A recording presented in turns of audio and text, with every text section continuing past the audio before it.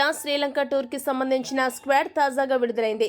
Team India star player Kolkata night riders captain Shreyas Iyer దాదాపు 8 నెలల తర్వాత జాతీయ జట్టులోకి రీ ఎంట్రీ ఇచ్చాడు.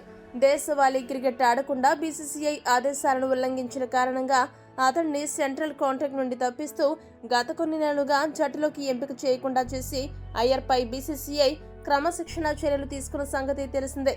అయితే తన తప్పు తెలుసుకున్న అయ్యర్ గత రంజీ ట్రోఫీ ఫైనల్స్ లో ముంబై జట్టుకు ఆడాడు.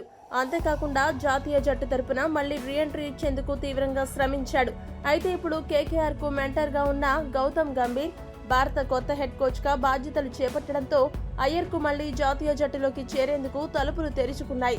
దీంతో పాటుగా అయ్యర్ కాంట్రాక్ట్ పై కూడా బీసీసీఐ పునరాలోచన చేయనున్నట్టు సమాచారం. ఇదిలా ఉంటే అయ్యర్ తో పాటు బీసీసీఐ ఆగ్రహానికి గురైన మరో క్రికెటర్ ఇషాన్ కిషన్. అతడి పరిస్థితి ఇప్పుడు ఏంటి అని క్రీడా వర్గాల్లో తెగ చర్చ నడుస్తోంది. ఎడమ చేతివాటం బ్యాటర్ అయిన ఇషాన్ కిషన్ కు దూకుడుగా ఆడే సత్తా ఉంది. అదే కాకుండా వన్డేలలో డబుల్ సెంచరీ చేసిన రికార్డు కూడా ఉంది. అంతటి ప్రతిభ ఉండి కూడా చేతులారా అతడు తన కెరీర్ ని నాశనం చేసుకున్నాడని చెప్పక తప్పదు.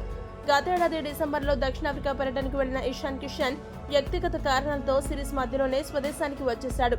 వెకేషన్ ని సెలబ్రేషన్స్ చేసుకున్నాడు. దీంతో అతడిపై కోపంగా ఉన్న బీసీసీఐ తర్వాత జరగబోయే సిరీస్లలో ఆడాలంటే ఇషాన్ కిషన్ దేశవాళీ మ్యాచ్లు ఆడాలని సెలెక్టర్లు కోరారు. కానీ సెలెక్టర్ల ఆదేశాలను ఇషాన్ కిషన్ ఏమాత్రం పరిగణలోకి తీసుకోలేదు. దీంతో అతడి స్థానంలో ఆసీస్ సిరీస్ కు ధ్రువ్ జురెల్ కు స్థానం కల్పించారు.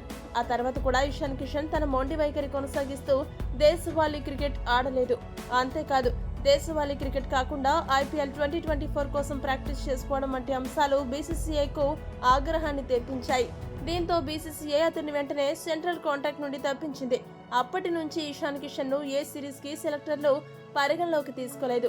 అయితే ఇషాన్ కిషన్ తిరిగి జట్టులోకి రీ ఎంట్రీ ఇవ్వాలంటే ఖచ్చితంగా అతడు దేశవాళీ క్రికెట్ సీజన్ మొత్తం ఆడాల్సిందే అని బీసీసీఐ ఖచ్చితంగా చెప్పింది.